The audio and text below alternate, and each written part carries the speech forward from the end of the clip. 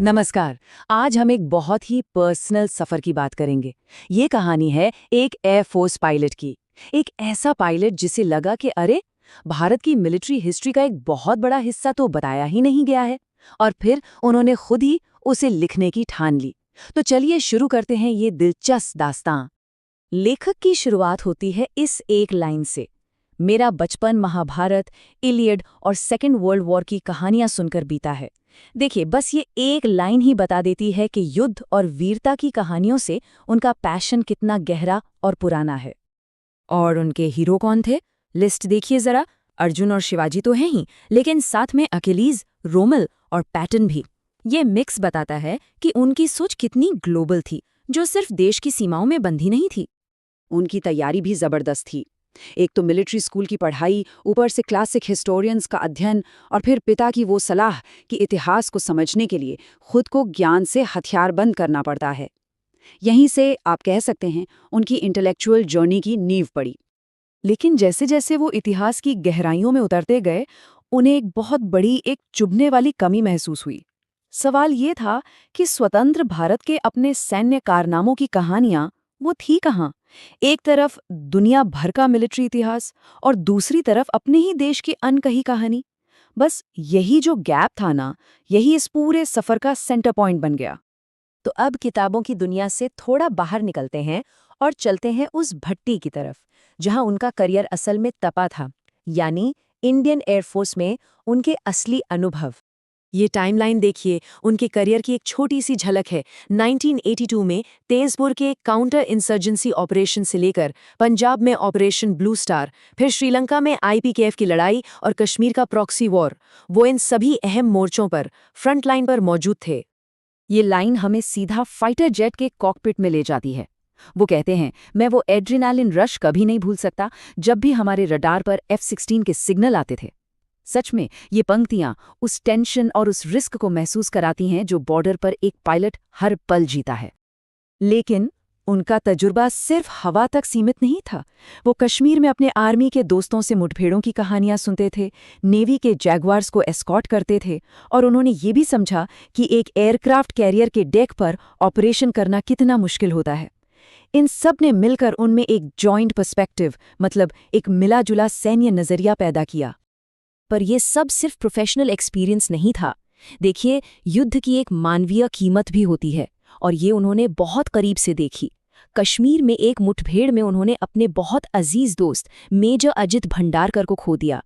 ये personal loss हमें याद दिलाता है कि इन ऑपरेशंस के पीछे सिर्फ स्ट्रैटेजी नहीं, बल्कि असल इंसानी जिंदगियां दांव पर होती हैं। तो यहाँ से कहानी में एक नया मोड़ आता है। अब एक फाइटर पायलट के तजुर्बे से एक इतिहासकार की सोच पैदा हो रही थी। अपने दशकों के अनुभव के बाद वही पुराना सवाल अब उनके मन में और भी जोर से उठ रहा था। आखिर ऐसा क्यों है कि भारत के सैन्य इतिहास को देश की मेन पॉलिटिकल और डिप्लोमैटिक कहानी का बस एक साइड शो, एक छोटा सा हिस्सा मानकर छोड़ दिया जाता है? इसी कश्मकश में उनकी मुलाकात हुई महान मिलिट्री हिस्टोरियन जॉन कीगन के विचारों से। कीगन, जो एक बीमारी की वजह से कभी सैनिक नहीं बन पाए, कहते हैं, मेरी किस्मत में योद्धा बनना नहीं था, लेकिन किस्मत ने फिर भी मेरी जिंदगी योद्धाओं के बीच ही डाल दी। कीगन की ये बात तो जैसे उनके दिल में उतर गई। सैनिक आम इंसानों जैसे नहीं होते। इसका सीधा सा मतलब ये था कि एक सैनिक का अनुभव इतना अलग, इतना यूनिक होता है कि उसे सिर्फ राजनीति के चश्मे से नहीं देखा जा सकता, नहीं समझा जा सकता। ये स्लाइड उस फर्क को बहुत अच्छे से दिखाती है जिससे वो जूझ रहे थे।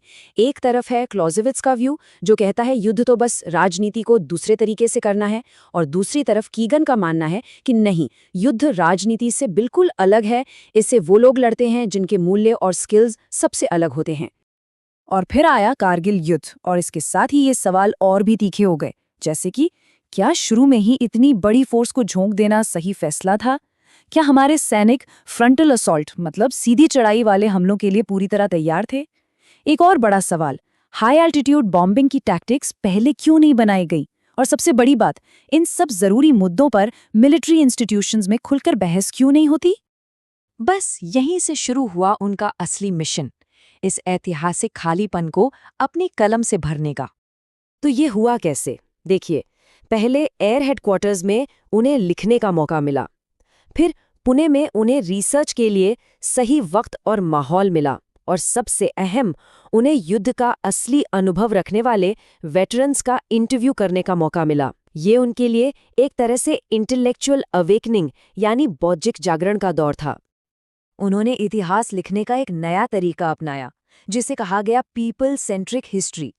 मतलब सिर्फ तारीखों और लड़ाइयों की कहानी नहीं, बल्कि सैनिकों के असली, उनके जिए हुए अनुभवों को कहानी का हीरो बनाना। उन्होंने अपने लिखने का मकसद बिल्कुल साफ रखा। ये कोई सरकारी इतिहास नहीं है, नहीं ये सेना की तारीफों के पुल बांधने की कोई पीआर कोशिश है। ये एक ईमानदार और हाइब्रिड काम है, जो कहानी को तीनों सेनाओं के मिले-जुले नजरिए से बताने की कोशिश करता है। 33 ये सिर्फ एक नंबर नहीं है, ये वो साल हैं जो लेखक ने इंडियन एयरफोर्स में बिताए। सोचिए, 33 साल का तजुर्बा। यही अनुभव, यही गहराई तो है जो इस पूरी कहानी को वो क्रेडिबिलिटी, वो प्रामाणिकता देती है जो इसे सबसे अलग बनाती है।